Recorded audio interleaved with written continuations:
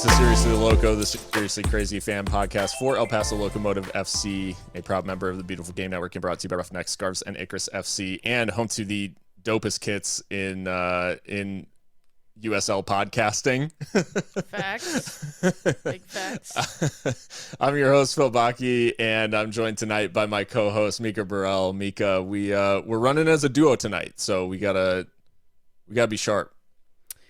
Gotta be sharp. No Christian's question at the top of the show to break the ice. We just have to dive into the unadulterated mediocrity of Paso Locomotive FC. So, yeah, just us.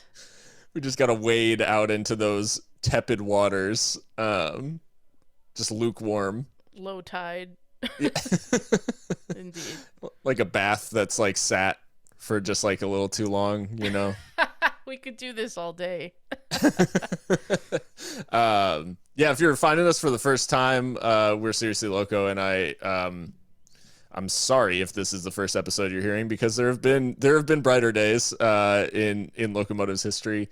And I know it's been a little bit since we recorded, but if you are finding us for the first time, you can find us on Twitter, Instagram, Facebook, all of the above at Seriously Loco. And all the major podcast platforms. And if you enjoy the episode and feel moved to leave a rating and review in that podcast app allows you to, that would be pretty cool if you did, because we're excited to be bringing this despite the fortunes of the team. And Mikka, I guess by way of getting started with this, as I gesture vaguely towards nothing, we had a handful of questions, and we'll kind of talk through the, obviously we'll get to the result against Orange County, the win in the pouring rain in El Paso, and then we'll look at the permutations going into the playoffs, the different scenarios of what Locomotive need to get in, and we'll talk a couple of listener questions which are definitely focused on the future. But we'd be remiss if we didn't acknowledge the game that really put Locomotive in the position that they are going into the playoffs. They had some favorable results go their way, some teams dropped points, and Locomotive found themselves, back in control of their playoff destiny going into the game against Colorado Springs. And we got a question from @TexasMusicKid on Twitter. Just said, would you sack Hutch if you were the FO and we missed the playoffs? I would have said no until last Wednesday's showing, ... What say you? So, the 4-1 loss to Colorado Springs at home with their playoff destiny in their hands. This was bad, and enough to get even some of the most stalwart Locomotive fans talking about a potential sacking. I mean, I gotta give it up to the @TexasMusicKid, who I think this is Cody Bachmeyer, who asked the question that he would have said no until this. The fact that this is what broke you, my good sir, you are very strong. You are a strong man.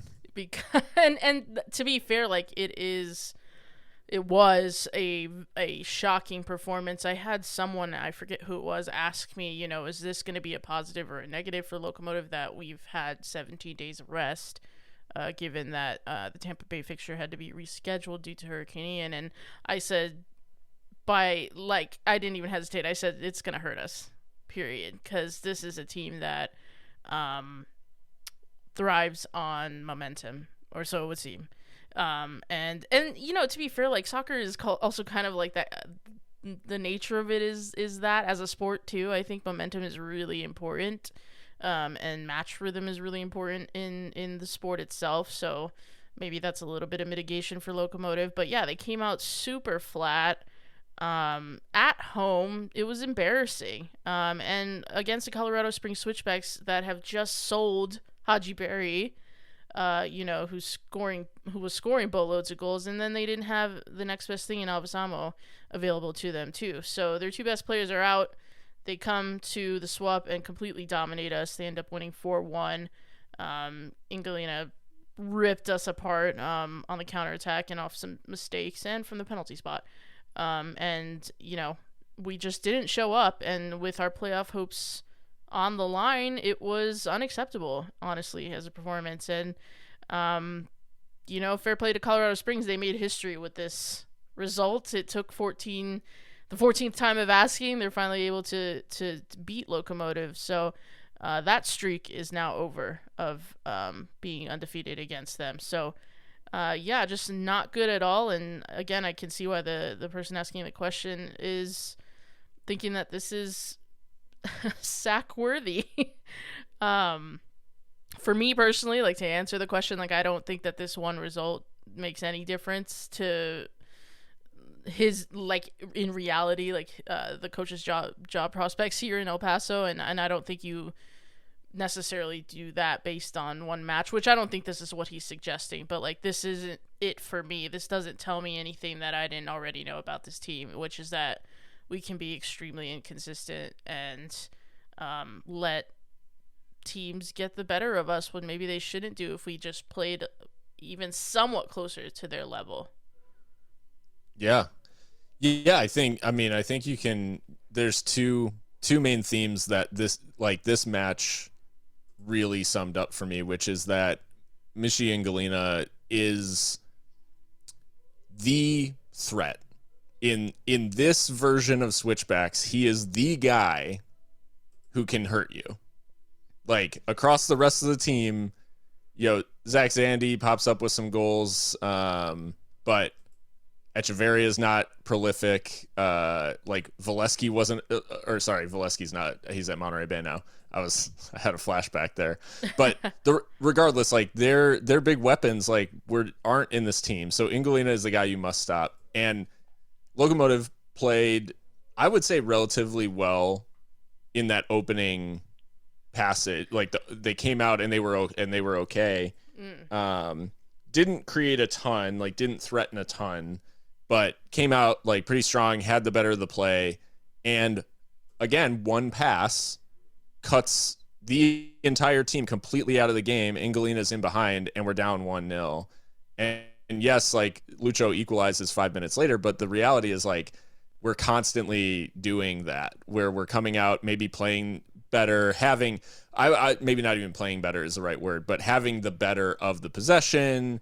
We're having more of the ball, and then one counter, down 1-0, and it's just, like, it's emblematic of, like, the entire season. And then in the second half, we saw the other big feature of this season, which is that when things do go wrong, which I'll say I give the team a little bit of grace on the penalty, because it's not, like, it's a really bad penalty call. Yeah.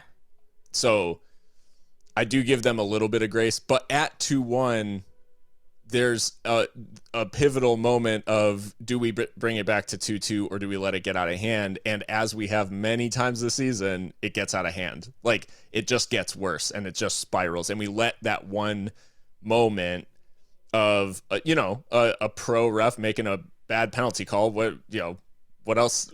What else is new? We let that just absolutely, like, spiral out of control, and we lose a grip on a game that was, one, eminently winnable because this Colorado Springs team was so depleted. They came up with 16 players. They didn't even have a full squad to travel with because of the trades, the injuries, all this stuff. And we let the one guy who we knew we couldn't, let have a game hit a hat trick at Southwest University Park. So, just shocking, telling of the whole season. And but yeah, still shocking in the moment, but yeah, just so typical of, like, what we've seen this season. The only person I think for Colorado Springs in the starting 11 for them anyway that had a bad game was actually Mikka King. Or not as good of a game, I guess, as his teammates. He was played in midfield by Brendan Burke, which is bizarre. I think Mikka is definitely a player that I think thrives in space and is not as good of a defender, and so you'd like to see him out wide, as a right back or whatever, or a wing back, whatever you want to call it. But I mean, he didn't have to be good. He didn't have to really worry about it. I mean, all the play was coming from the wide areas. Enriquez, Zandy, they got assists. I think Zandy got a goal as well, and then of course Ingolina, like you said, got the hat trick. So And now that I think about it, Phil, maybe this is a stretch. I don't know. But Yuma, he came in for some criticism and some kind of like, it was a noteworthy performance from him because he was being like overly like evil Yeah. on the pitch that night. And now I'm thinking to myself, like, was our captain trying to get a response out of his teammates? Because it was pretty extra, some of the stuff that he was doing, and we come to find out it lands him a 2-game ban, which effectively ends his regular season. But yeah, I wonder if he was trying to get a response out of the guys because we were just dead out there. And really, the players that we played, I think it was the best 11 available to us, so I just don't know why that was the case. And going back to the question at the top of the show, you have to say, what is the manager transmitting to these players that they would come out at home like that with their playoff hopes on the line, treating it like a dead rubber, and really like losing all hope after the penalty. Like, it just completely devolved from there. And so, yeah, just frustrating. Yeah.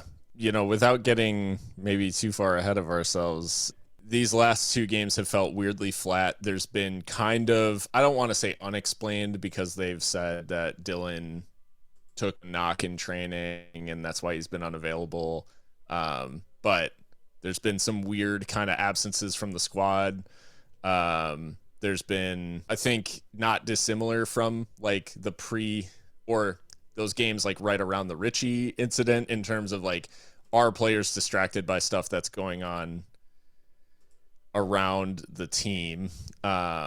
So that's where I'm kind of thinking, like, yeah, does the team already know something about, to the point on like sacking or whatever? Like, do people already know that this is it, or that someone's being moved on, or that someone's decided to move on? Or, I mean, we at least know, and I think, without speculating too much, I think it's obvious that Dylan Maris has already played his last game for El Paso Locomotive. Like, being out of these games, I don't think we will see him, unfortunately, in Tampa. I'd be surprised if he makes the trip. So, yeah, I think, glean from it what you will, but the way that they've come out for these performances, it seems like there's a lot of stuff going on, and they're not particularly bothered with like whether or not they make the playoffs. Yeah, no, I think that's an apt observation, and I think it's reasonable to kind of summarize that, I guess, from what we're seeing, the body language, the seeming like, even with this OC game that I guess we can get onto now, like most of it felt like a dead rubber, and it's just like, this is the last match at home. There's still a mathematical chance, and we're playing like it's a friendly. I just, and I almost sound ridiculous to myself complaining about it because we do end up winning, but it's like, there are ways to win, right? And obviously results are paramount, but like, this was a shocking one, at least in that first half. I don't know if that's what you got from it watching at home, but watching from the press box, it was just like, wow, we're literally phoning it in. I had to get up and walk around like during the first. We didn't kick off until 9:30 out of Eastern time. So I halfway through the first half, I was like, man, I need like a coffee or something. Like I'm bored. I'm not gonna make it. Like, it was shocking just because I think and maybe it was most shocking because regardless of like what has gone on all season and like some of the issues that we've had, like, I don't think anyone could have accused Locomotive of being boring before now. But the first half of this game, I was like, couldn't tell you, like, outside of Lucho's goal, I couldn't tell you like one noteworthy thing. Well, I guess Gomez hit the post like really early on. Yeah. And Diego Abarca, will say, poor kid, he probably could have had a hat trick inside the first like 10 minutes because it seemed like everything was falling to him. But after like kind of a little bit of an opening flurry, there was a big lull, and then Lucho kind of scores out of nowhere. It's a long ball in behind, and then a lot of nothing again until the next goal. And it was just, yeah, it was very strange because it was just atypical of Locomotive. And I think it was a performance in which, you know, if you put a team like Colorado Springs or like a San Diego or like in OC's place in that first half, I think it's not a contest like by halftime. I think OC's like own issues were keeping it interesting because they were just so unable to like do anything, despite the fact that Locomotive were giving them like decent chances. And yeah. Coley was poor, like really poor. Yeah. Like a lot of chances fell to him that he just really should have done more with. And at one point, I remember Milan Iloski like absolutely giving it to his teammates, just shouting him down, and he was furious. And I mean, you look at FOTMob and like the eye test seems to meet what the stats say too. I mean, he's the only one in the green for Orange County on the night, had an assist for their lone goal, and he was the only one really threatening. And I guess it'll be interesting to see in the offseason where he goes, because I do think he's one of the pieces in this Orange County side that could offer a lot to any club really in USL Championship. And you know, it's been I don't know if it's a historically bad title defense, but certainly one of the worst ones we've seen, I think, at least in Locomotive's time in the league. It's been shocking for OC. So, you know, the fact that we can at least, you know, just dispose of these right away, like at home, last game of the season, supporters night, all that, was disappointing. But I mean, at the end of the day, I am glad that we got the win. It's better to win than to not, you know, when you're in this situation. And yeah, despite what I think was a weird lineup, I guess we should start there, right? We're kind of going backwards, but like you mentioned, Diego Abarca started in midfield. No Dylan Mars again, and then Yuma was the big miss on his birthday. And like we said, that was because of that 2-game suspension that he picked up for misconduct in the Colorado Springs game. And it seemed to us that the club did try to appeal that decision and were rebuffed. And so that's Yuma's regular season done. And I really hope that is not the way that he moves on from the club. I mean, who knows? You know, he is getting up there. He's been with the club, you know, since its inception now. And that would be a really sorry way for him to go out. But then Boehner too, like Boehner starts and we find out that they're gonna, you know, give him a little retirement ceremony at the end. So there was just like a lot of weird little personnel bits about this one. I'm wondering, Phil, kind of what you thought about it. Yeah, I think I do think it was weird. Obviously I think we've seen either Zacharias or Cristiano Francois, like in that wing spot. Francois not in the 18 for this one, which another sort of what's going on there, because he wasn't listed on the injury report, wasn't listed like so Cristiano Francois, another player on watch for like what's going on with his future. We know he moves around a lot, so so I think Garcia starting in that wing spot was telling. I actually thought Garcia was pretty good. I think he's been good since he joined. Yeah. I think he actually has a decent like I think he his has game more really suits this level. Yeah. Can I say that? I mean, yeah. He harries, he presses, he's aggressive. I think it's very USL Championship. For sure.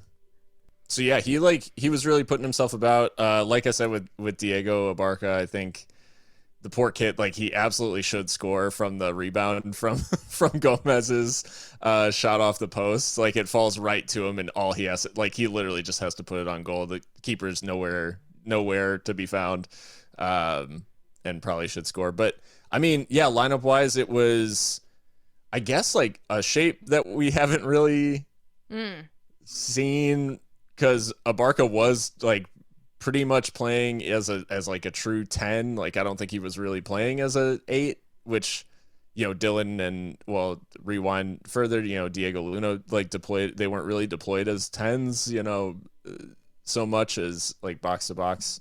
And then I guess the other random shout I'll give, and this is like, well, I'm trying to keep things positive on the selection side.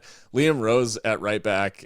We previously talked on this podcast about the fact that like Liam Rose is not a Richie Ryan replacement, but I think in consecutive games we've now seen Liam Rose be very good as an 8 and like absolutely serviceable as a right back. Like, he's done quite well. Yeah. And I think the reality is when he got here, he was kind of put into that 6 position when I absolutely don't think that's where he's best. Like, it seemed when he was in the 8, especially against Colorado Springs, Colorado Springs, he assisted the Lucho goal. Yeah. Like, was really involved in like anything good going on. So I do want to give like a mild shout out to Liam for being a little bit of a bright spot, because I think he's been, we were plugging in, Ricky like in that right back spot, which absolutely did not work, and it's no disrespect to him. That's not his game. Yeah. So anyways, like a little bit of a weird selection, but there are a couple of players who I thought did well. And I think Garcia and Rose are 2 players who can probably like keep their heads held high after these last 2 performances. Absolutely. And I think add Andrew Fox to that as well. Yeah. A goal for him from, I think it was Richie Ryan who put the cross in from the free kick, and then Andrew's able to just head it home. And, we had been joking in the group chat that, of course now it's pissing it down. Like the home country's lads are going to go to another level. And so it proved, the Irishman assisting the Englishman for the second goal. So you always love to see that. And then Foxy had the pre-assist, I believe, like for Soloniak's goal, which he lobbed over the top to Calvillo to square to Lucho in the box. So there were some times that Andrew was kind of forcing the ball into what he thought were spaces, and then they were just being overhit or worse given to Orange County. But that one time that he did do it, it worked out. So I thought Andrew was good too. Yeah, interesting lineup, but I guess ultimately it ended up working out. It's just that first half is just, if I don't ever have to watch another half of football like that again, I'll be supremely happy. But yeah, not a great match to watch. And we've talked about the mentality, and it does seem like these last couple of matches, like we've come out pretty flat. And in these, there's, I guess watching it, it's just, there's a little bit of dissonance about the fact that like we're in this playoff battle. We've been talking about how like, we're right on the cusp of the playoffs. We're right out, like, and we've been talking about this for how long this season of, hey, like, we're right on the edge. Okay, this team needs to drop points. This team needs to drop points, like type thing. I'm not getting the same urgency, like from what I'm watching on the field. And it's giving, I don't know, like, I think as a fan, it becomes frustrating because it's like, am I more invested in this than them? Which I'm not saying that the players are professionals, the coaches are professionals, like they're gonna want to do a good job. I'm not accusing them of like just whatever sandbagging or something like that. But there is just something in the way that they came out for these matches that does suggest that they're maybe not as focused on that as a goal as what you would typically assume. Like, you would think like the team would just be going hell for leather to try to like sneak a playoff spot and kind of salvage something from what has been a very like back and forth, like up and down sort of season. Yeah, it does make you wonder, like, is there any consequence, tangible or otherwise, to not making the playoffs for anyone in this dressing room? I don't know, and I don't want to accuse them of sandbagging, as you said, either. But I mean, there has been this malaise, it feels like, over the squad since, I would say, maybe the Rio Grande Valley loss 2-0 in early September, because it felt like we were building something after quite a shocking into the summer. We had beat Phoenix, which, Phoenix is not the Phoenix that we're used to, fair enough, but still beating them is big. Then we beat our rivals, New Mexico United, on the road. And then to just fall flat against RGV when we really needed to put some momentum together, I just feel like that really deflated what we've been trying to do. And it's been very inconsistent since then. Win loss, win loss. So yeah, I don't know. That's just a feeling. That's just a vibe. Like, can't really quantify it, but yeah, it transmits. If it transmits that way on TV, it certainly does in person. Of like, is anyone bothered, or are we just, gonna sit here and then do fireworks? I mean, and I'm not trying to be glib or anything, but that's just how it feels. Like, is anyone bothered about sneaking in, or are we not? Because it's like the chance has been falling to us so many times too, where it's like, oh, it's not possible anymore. Oh wait, yes it is, because other people are memeing, and we don't take advantage. And so, you could say maybe we did just now with this Orange County win, but the fact that it felt like pulling teeth, I think, is an issue.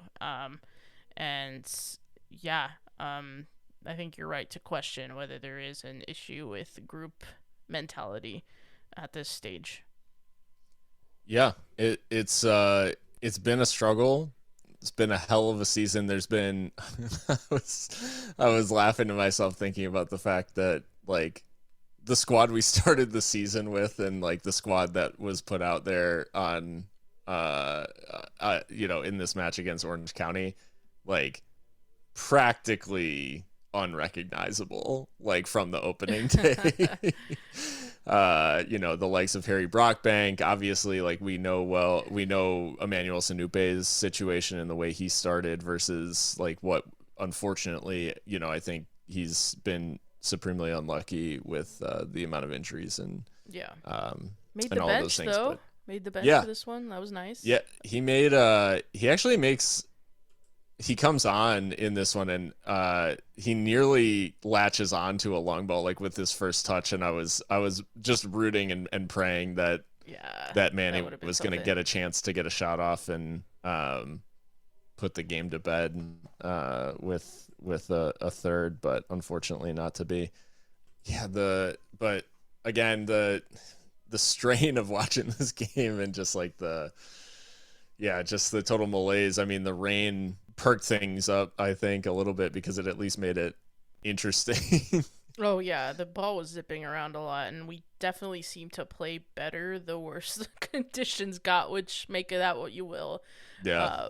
And shout out to everyone who stayed, because I thought it was going to clear out once there was even like a drop coming down from the sky, but it was pretty full to the end. So I choose to believe it's Loco's diehards and not just people really looking forward to the fireworks, but I don't know. Fair enough. Well, I guess with all that being said, it does leave Locomotive in a bit of a situation with the playoffs, and we will get on to the various permutations and the various expectations and what all of this end of the season stuff means for Locomotive. Win, lose, or draw. We'll get to it after a quick break, and then we'll get on to your listener questions. Welcome back to Seriously Loco. We move on now to talking playoff permutations. And I figured, Mikka, I'd just give a quick, rooting guide. Please do, because I don't know the math. For the remainder. So the standings as they stand are, we know for a fact now that San Antonio, San Diego, and Colorado Springs are in. For Shona Republic has also wrapped up a spot in the playoffs. So that leaves RGV, Oakland, and El Paso all on 46 points. The wild card here is New Mexico United on 45 points with a game in hand. So New Mexico can still achieve 51 points, which would be enough for them to surpass all three of the teams above them. And maybe Sacramento if they lose their last game. So they could go as high as fourth. Which is ridiculous. Yeah. from eighth currently. Vegas are sitting just outside of that on 44 points with 3 points available, so they could end at 47. So if RGV, Oakland, and El Paso all meme on the final day, then Vegas could jump into the playoffs still. The other wild card is Monterey Bay, which is just on the cusp of catching RGV, Oakland, and El Paso. But I think the tiebreaker is going to do them dirty, because the tiebreaker is head-to-head and not goal difference, which, again, why? But anyways, because Monterey's goal difference is a -12, and they could still make the playoffs in theory. But Serie A vibes. Yeah. So anyways, a Locomotive fan's rooting guide to the final couple of match days of the Locomotive season. Locomotive needs to beat Tampa on Wednesday. That draw's not good enough. So a draw could be good enough if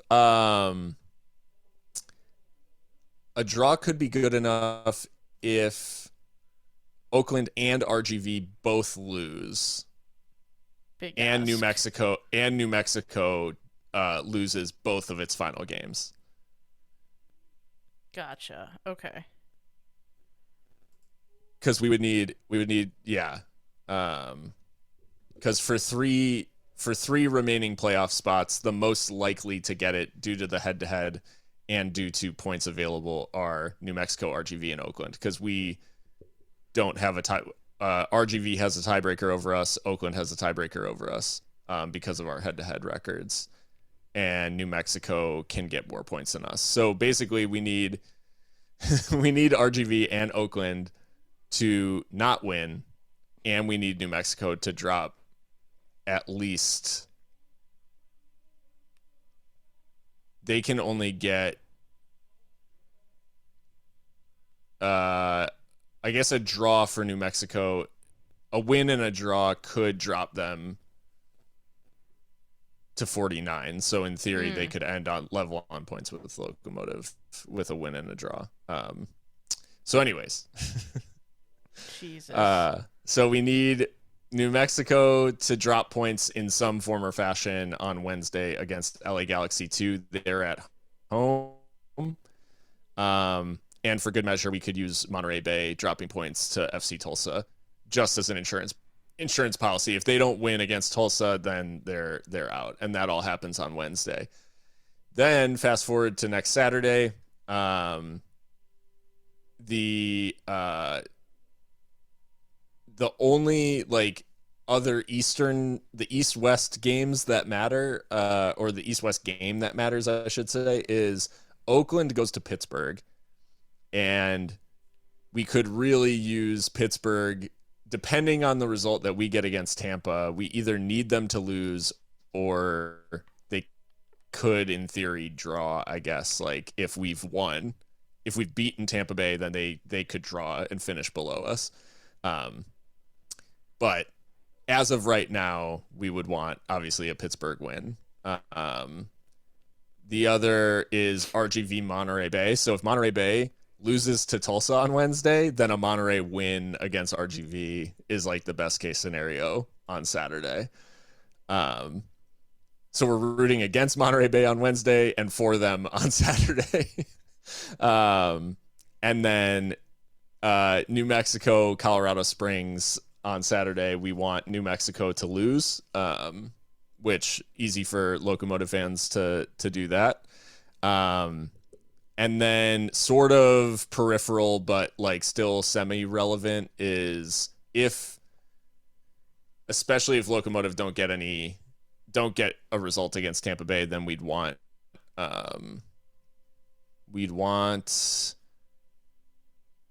Los Dos to beat Vegas. Because if Vegas wins, they could leapfrog Locomotive if they don't beat Tampa. So anyways, that's the down and dirty. But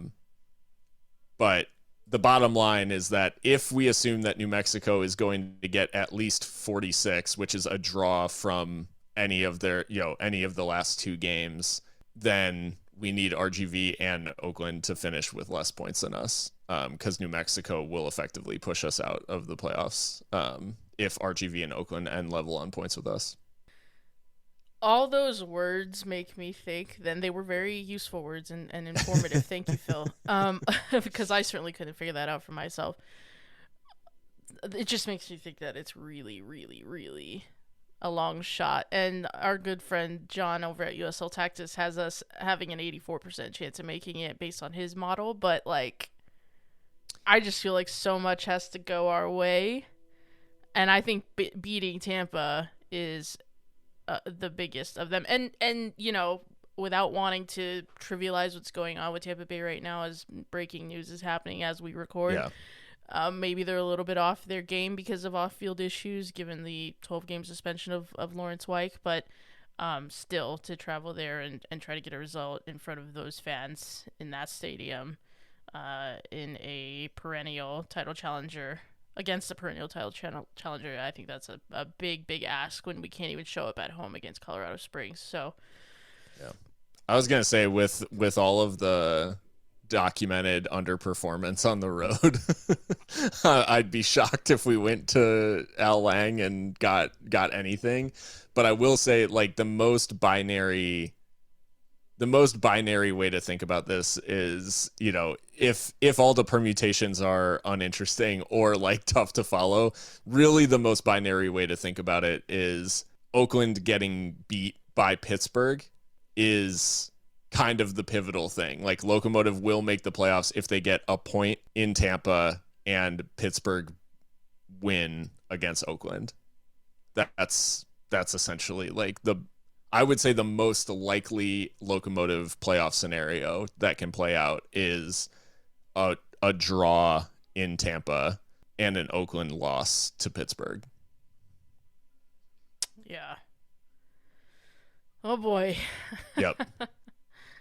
But we are, business end of the season. And I keep referencing the final day, and maybe I'll just briefly talk about the fact that it is, I get it.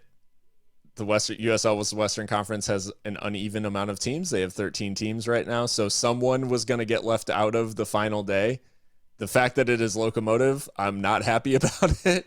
And the fact that Locomotive are going to be watching from home as the rest of the teams in USL kind of play out their playoff destinies, it's just regardless of the way the season's gone and regardless of like what your expectations were going into the season. I mean, I know mine, I think we said that playoffs were kind of the minimum expectation.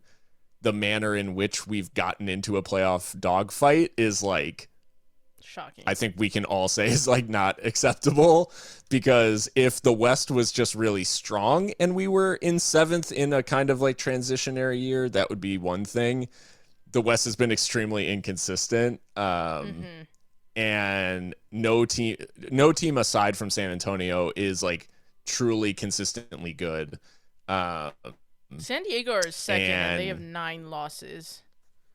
Yeah. So yeah. And like, I mean, what are like Colorado Springs are third and they have just one less loss than us. I mean, like it's been the West has been poor, to be honest. They have a 2 better goal differential than us, and they beat us by 3 goals the other day. Like, crazy. That's like that was a recent swing in the goal difference. So yeah, like the West has been. I mean, you can see. Mid is maybe the right word for it, but like from second to 10th, there's like not a ton separating those teams, and not in a like they're just all really like fiercely competitive. It's like, yeah, so, RGV is like probably going to make the playoffs with going 13-13, like 13 wins, 13 losses, and 7 draws. Oakland's drawn more games than they've won, so that's, I mean, they have 13 draws and 11 wins. So they like this is not like a high powered conference or whatever that is Yeah. Anyways, like, I say all that just to say that the manner in which we've come to this fight is not great, but it doesn't diminish the fact that the final day should be meaningful. And I think like every league across the world puts such an emphasis on the final day of the season, and it's just a shame that in a season where the final day absolutely matters, we won't even be playing. Yeah, no, I mean, you could make a spectacle of it and have, like, whip arounds and, like, get ESPN on the case, and no, we're, like, just, it's all patchwork. And I think some of that obviously is due to, like, for us anyway, like, Tampa's game getting rescheduled, like, that wasn't great. Obviously, no one asked for Hurricane Ian to show up. Of course. But, yeah, no, the fact that had it even gone as planned, that would not have all lined up is a shame. Yeah. Yeah, we would have actually, if not for the cancellation, our season would have ended yesterday or like the other day. And we would have waited. I wonder how many people would welcome that right now.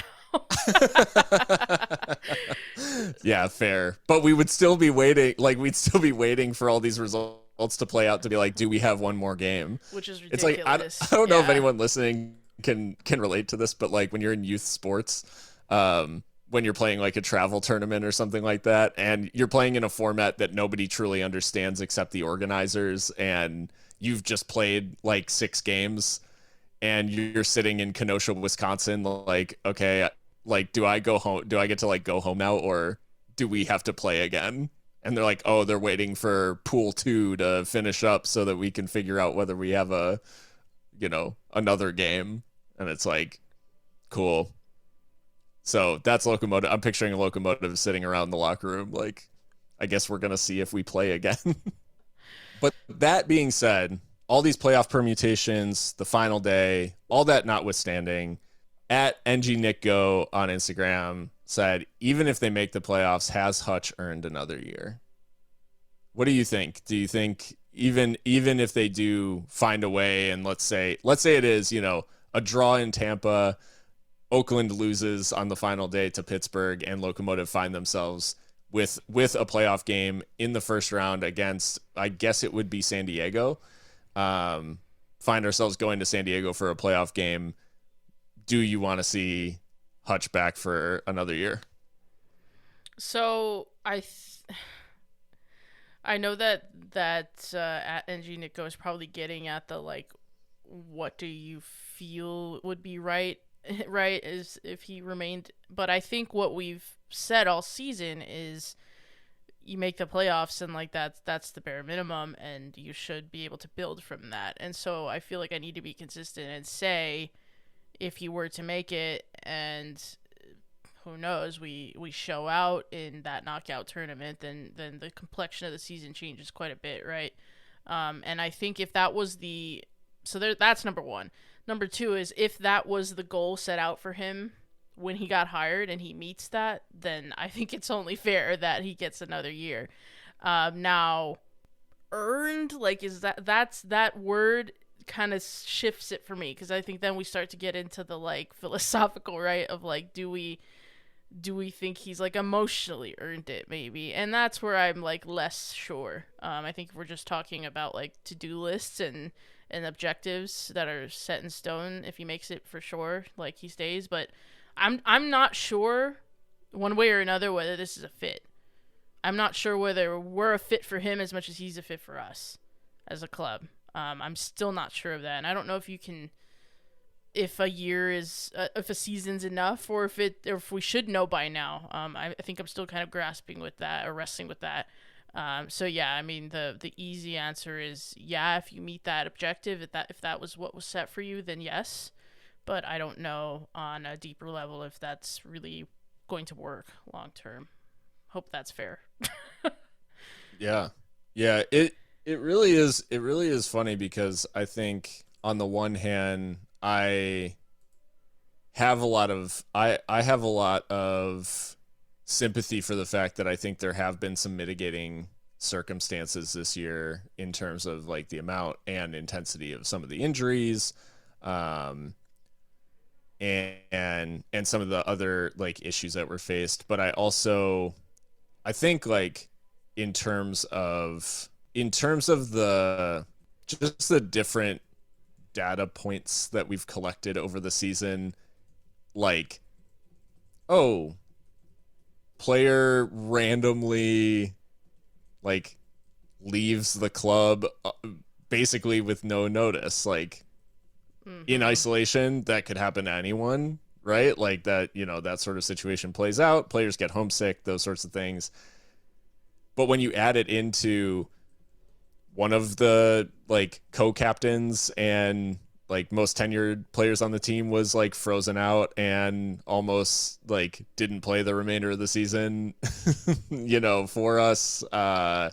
And the fans, I think across the board, the supporters don't really feel that engaged by Hutch. Definitely not in a way that Lowry really like went out of his way, I think, to engage the fans. And I think you can get as cynical as you want about like fan engagement and say like, like it's done, sometimes it's done for the cameras. I think that's like a joke that's been made on like Pep Guardiola's expense or Jurgen Klopp's expense of like, oh, like when the cameras are watching, that's when they do this stuff to like, increase their own brand or something like that. But the reality is that like those moments of a coach running over to eighth notch, like, I mean, in the manner like that Lowry did after every game, like, especially, wins at the swap, he was running over to eighth notch, like clear, just involving the fans in like what was going on.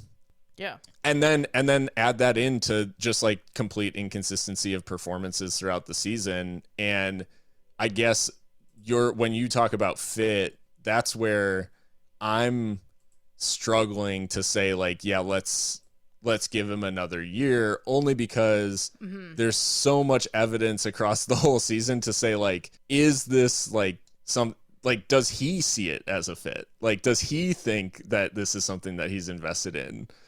Because a lot of the decision making, a lot of the engagement or lack thereof, like from any fan's perspective, it just makes it seem like he's not that bothered, like, to make it a long-term project, like, or to say that, hey, El Paso is like where I am for now, like, and I'm absolutely, like, I'm gonna make this team a winner type thing. It was a lot of the conversation has been like, this is a team that like people should be able to move up from and on from, and like we sell Diego Luna midseason, and so there's just a lot of data to suggest that like, does he think it's a, like, because I think we said like, do we think it's a fit? It's like, does he think it's a fit? Right.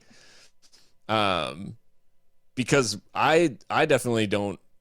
I think like, and I think many of us like think highly of Mark Lowry and like how he conducted himself while he was here. And, perhaps it was just because we had 3 years with him, but I feel like, I don't know. I feel like I knew kind of where Mark's head was at. And obviously, we all hated to see him go, but I think nobody ever questioned, like, is he like committed to making this like work at Locomotive and committed to building something impressive here. And it's just not something that like I've seen yet from Hutch. And it's been a long season with a lot of opportunity to try to build that next level of kind of connection. And yeah, it just hasn't really come through for me. Well, not only did he not build it, as you just said, but he might have taken like a hammer to some of the foundations with the Richie Ryan situation. I mean, I'm sorry to have to go back to that, but that was a pivotal moment in our season, I think. And someone so emblematic of the club, and what it means.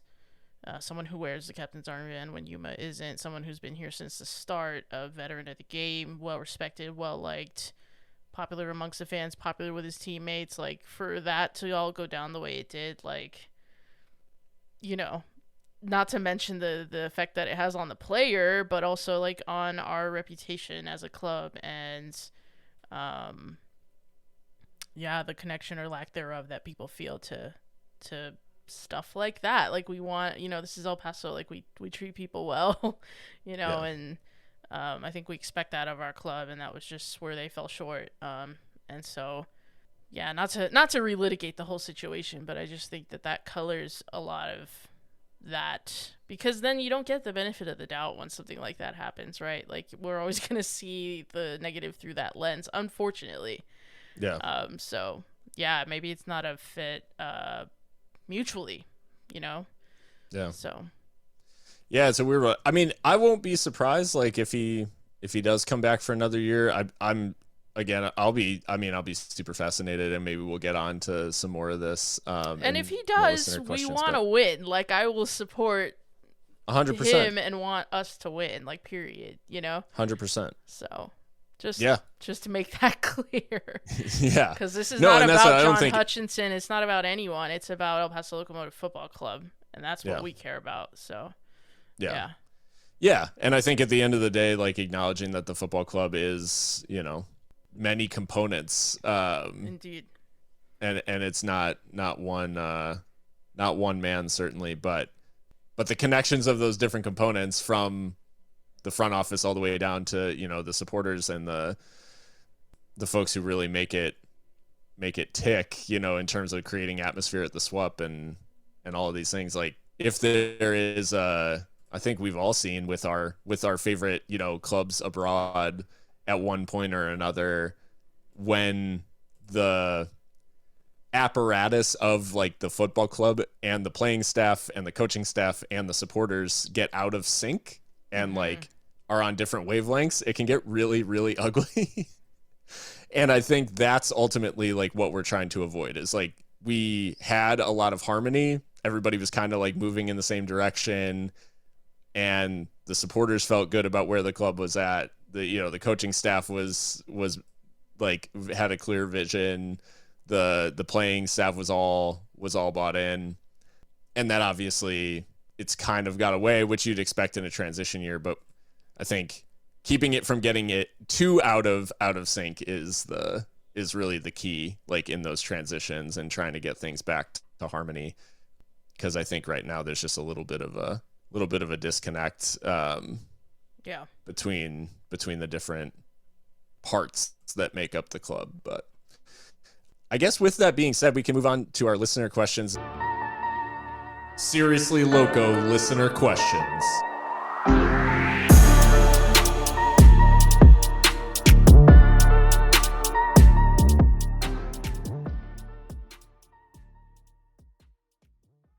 At Carlos Lozano on Instagram asked, what needs to change to become a more competitive and consistent team next season? I think what needs to change to become more competitive. I mean, we've already done the like coaching staff thing to death, so I think maybe there needs to be more decisive action in player recruitment. I think there were too many holes in the squad this season that went unaddressed for way too long. John Hutchinson called it the black hole at right back. Like, we keep going back to that because it's been an issue all season. Like, there's still not one player who's made that their own. For the long term. Matt Boehner's been playing there, and he's announced that he's retiring. So, I mean... we signed 2 players to play right back, and neither of them have started at right back, like, since they joined the club. Artem Kolod and Miles Lyons. Indeed. So, yeah. So, I mean, I get building for the future, but sometimes you got to also, like, address the here and the now, and it's a disservice to other players who are having to, like, cover those positions. Which, I'm sure they're happy to do. Most players just want to play, and they don't care where it's at. But we were just stretched thin by some of the like indecision or like the deals falling through, and I don't know why, exactly why in every instance why that happened, but it seems to be that there was just a lot on John Hutchinson's plate in defense of him having to be the technical director as well as the coach, and we've talked about how he doesn't necessarily enjoy that side of the game. and he's a coach. You know, he'd much rather be coaching players on the pitch, and that's fair enough. But you know what you sign up for when you get hired and everything. So I think that decisiveness in the transfer window has to improve. And then maybe even Tommy Tuchel vibes. Yeah. Right. Yeah, and maybe even just the profile of player. I couldn't really tell from what I mean, I don't, maybe that's not fair because we did get younger and I did like that. But I think next season, to become more competitive and more consistent, we are going to have to find like experience as well. Like there's a such thing as getting too young, you know, and with players that are going to be, that we think will probably be moving on, the Yumas, the Richie Ryans, like that's a lot, that's years of football experience going out the door. So I think balance as well in recruitment is going to be very important. Yeah, and with that, like, mentality, like, I'm hoping that a new mentality can be instilled, because I think what we've seen this season has not been up to scratch, unfortunately. At least not on a consistent basis. Yeah. So new leaders, I think, would be nice. But you know, they don't grow on trees like Richie Ryans and Yumas and things like that. I mean, those are very special players. And you know, if they're not back next season, like, that's going to be a tough ask to replace that presence both on the pitch and in the dressing room. Yeah. No, I think you've captured a lot of what I would say. I think I would go so far as to say that if John Hutchinson is back for next year, then I think Locomotive should entertain the idea of hiring a general manager, a technical director, whatever you want to call them. Director of football. Director of football, like, however you want to classify it. I think they should look at that concept if they're going to maintain, because I do want to be really clear that, like, I think some of the ideas that Hutch brings and, like, some of the football that we played this year has actually been, like, obviously recently we kind of picked it apart, but there has been some really good football played, particularly in the attacking sense. Like, we played some of the most entertaining stuff that Locomotive's ever played earlier this season. And I do love the idea of being able to build on that with the right pieces. But I truly, truly think that, like, if we're going to enter what I think, and I want to really clarify here that, like, I don't know anything more than anybody else, like, in terms of the departures or anything like that. But I think the rebuild of the squad this offseason is going to be pretty significant. And Hutch having to do that on his own, or even if it's not Hutch and it's somebody else coming in fresh, like, them having to do that by themselves, I don't envy that in terms of, like, coming up with, like, a new makeup of the squad and all those things. It almost, like, mirrors what Mark had to do when the team didn't exist. And like, with that being said, when it's the manager, I am thinking, like, who's doing the long-term squad planning? Like, are you saying that, hey, we're going to start putting feelers out there for these positions because we know that X player is gone, or, you know, like, we're trying to replace this profile of player?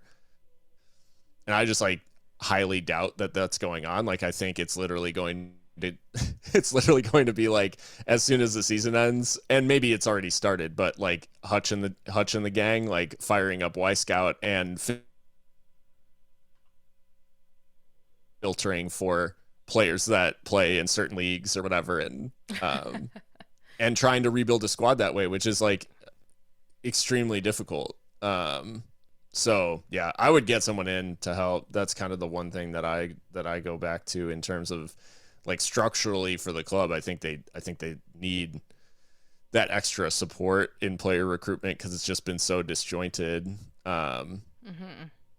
And previously it was, like, totally personality driven. So, like, where Mark kind of worked with one agency and just, like, those were the players that we signed. And so anyways, like all that being said, I think that the task ahead of them is really great. And if we don't get that right, then I mean, it's going to be a long couple of seasons, like unwinding the recruitment or trying to get the right people in.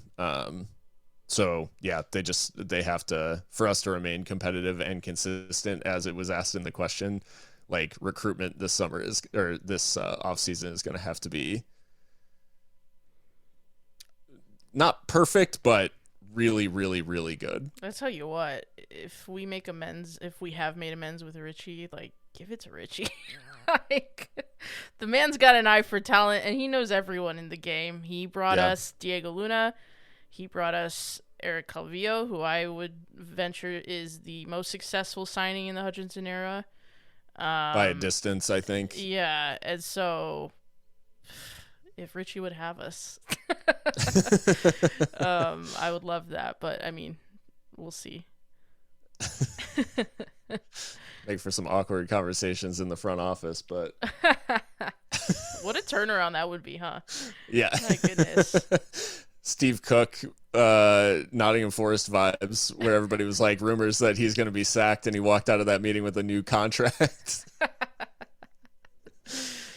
Oh man, and 22 new players. Like, yeah, we're gonna do a Forest this winter, right? Yeah, shit. Well, the last question we got was from the man, the myth, the legend at Pinchy Ponchi on Twitter. What were the SL Crew's favorite moments of this season's home matches? # the boys in blue. The favorite moments. I think that the 5-0 against Monterey Bay was one of my favorites because it was so, like, it was a relief. Let's put it that way. It was cathartic, if you will. Just knowing that we had played some good stuff up until that point and we're just losing and losing and losing. It was getting really toxic, and like people were really starting to lose their patience, it seems. And for us to explode like that the way that we did against, I guess you could say a poor side. I thought that was a highlight for sure, because it showed us that, oh yeah, we can win football games. Like, it's gonna be okay.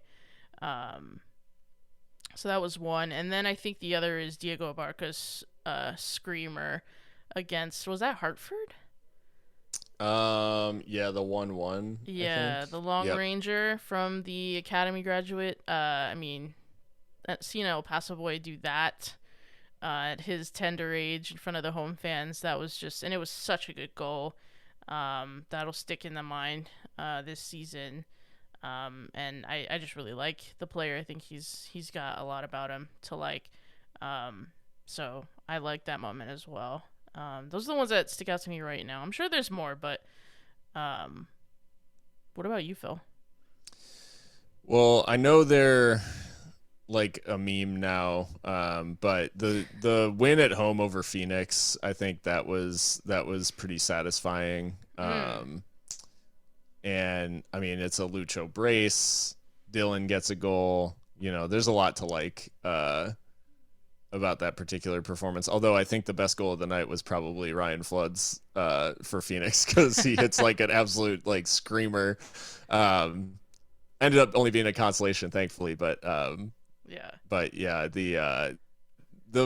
win over Phoenix, I think, it's one of those things that you can never really take for granted, because they've been extremely hard to come by, and for whatever reason Phoenix decided to meme this year harder than us, and we did the double over them, winning both games. But my favorite actual moment of a home match was in the 1-0 over Colorado Springs, which weird USL scheduling 2022 thing. We did actually play Colorado Springs 3 times in the regular season, twice at home and once away, which was very strange, because I know when I saw them on the schedule again, I was like, why is this happening? Like, I don't understand, because we already beat them at home. But yeah, the 1-0 when we beat them, and I think it was Matt Mahoney got sent off, and it led to the finest moment of USL refereeing that I've ever seen, which was as the Switchbacks players were trying to surround the referee, he used the magic spray to try to draw a line in the sand as like a repellent. Yeah, that was funny. And they respected it. Like it was like Pavlov's dogs. They all stopped. They all stopped dead in their tracks. I almost forgot about that. Thank you for bringing that up. So that's one of the more lighthearted moments. But yeah, it was a. I will say, looking back through the season, like this team truly is like all over the place. Like this version of Locomotive was so bipolar, it was crazy. Like a crazy ex. It's just like toxic. Yeah. Like everything's amazing. You beat, we've been saying I've been saying, some people have been saying like we're over the season, like let's get it done, blah blah blah. But then as soon as like I don't know, we'll have the World Cup to distract us, but I bet right after that we'll be like, all right, when does the season start? Like we'll be missing it again. So, for sure. Yeah. So I guess my one other thought is like, while I guess it was like inconsistent this season, there were some really good performances in there, and I guess the question becomes, Mikka, if Locomotive are in the playoffs, and I know asking this on air is weird, but whatever, it doubles as a promo. If Locomotive are in the postseason, I think it'll be obviously in away games, so I think we'll likely do a watch party for any Locomotive playoff games that do occur. I wanted to get your thoughts on if we do any USL watch parties as neutrals for any playoff games where we just sit there and like talk shit the whole time.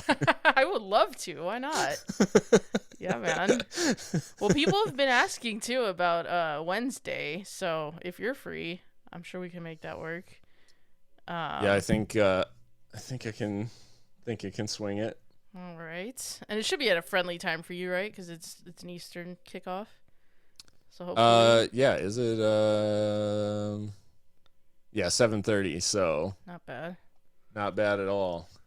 I'm like gonna be rushing home from work, but yeah, no. 5:30 Eastern time kickoff. You're still gonna be in Las Cruces, I know, right? Nah, we'll make it happen. Yeah, no, a neutrals party where you just drink on Twitch and talk shit. Sounds good to me. We just drink and talk shit about the teams that are playing. I'm down. And I mean, probably for the final, for sure, like whatever that ends up being, I think, and we can just bill it as like for anyone who is hate watching. Yeah, not necessarily. Seriously, Loco's hate watch along of the USL playoffs. I love it. It's a thing. We're doing it. It's happening. It's happening. The hate watch along. Well, I would say, like, obviously we're, going into the Tampa Bay match, we typically do a lot of like breaking it down, predictions, all these things. Tampa Bay comes in like not super great form. They are currently, and I don't want to wade too deep into this because obviously a lot of information is like still coming out about Lawrence Weich's suspension, but Tampa Bay have also released a statement that is extremely strongly worded in that basically they're appealing the decision because they think that there's no evidence and they think that this is like a dangerous precedent. And it's giving like Liverpool 2012 with Luis Suarez. Like, yo, if they come out in t-shirts on Wednesday, it's a wrap. Please, just let the processes play out before we do that. Yeah, let's see what happens. So anyways, all that being said, this is one of those matches that maybe defies analysis in that it's a Tampa Bay team that does certainly want to finish as high as they can in the East, but it's a Locomotive team that basically is fighting for their playoff lives. If that ends up meaning anything to Locomotive or not, on Wednesday remains to be seen, and I guess we'll see how they come out for this one. Imagine beating Tampa on the road meaninglessly. Like, that would suck. Because there is a world in result. which there is a world in which we beat Tampa at Al Lang, and then RGV, New Mexico, and Oakland all win on Saturday, and we are still out of the playoffs. Which is like horrific. Yeah. Okay. Like, that is something that could happen. My God. I tried to couch everything as positively as I could. It's like, yeah, it's just, Oakland, if Oakland, draws or loses. It's going to be them again, isn't it? I was going to say Oakland. Yeah, I think I even tweeted like Oakland ending Locomotive season 2 seasons in a row, like, could be in the cards. But all that being said, like, our eggs are firmly in the Locomotive Tampa basket for Wednesday, and it'll just be a matter of scoreboard watching on Saturday to see what happens. At that point, after Tampa Bay, everything will be settled from Locomotive's perspective, and we'll just have to watch it play out. If Locomotive find a way to get into the playoffs, like, will I be mad that there's a playoff game to watch? No. But it's certainly, it's been a season with a lot to discuss, and I don't think, like we've said, I don't think a playoff trip necessarily papers over all of the cracks of, like, what needs to be better going forward. But yeah, with all of that said, I think that about brings us to the end of the episode. If you've enjoyed, like I said at the top of the episode, please consider subscribing on your favorite podcast app, and if it allows you to leave a rating or review, we'd really appreciate it. And if you're so inclined, we're on all the social media platforms, with the exception of Be Real. We're not on Be Real yet, so so anyways, we're on Twitter, Instagram, Facebook, etc. At Seriously Loco.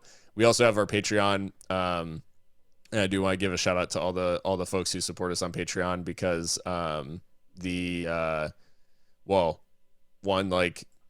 doing this does incur some costs, and so we really do appreciate the support to be able to pay for some of the things that make the podcast tick.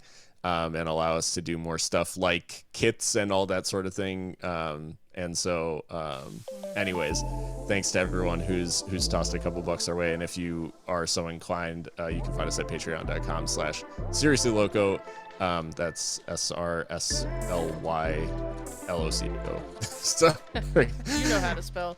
Yeah. And with all that said, we will likely, you can catch us on Twitch and Twitter and Facebook for the watch along on Wednesday for that game against Tampa Bay, and we'll see what happens. But until then, stay loco. See ya.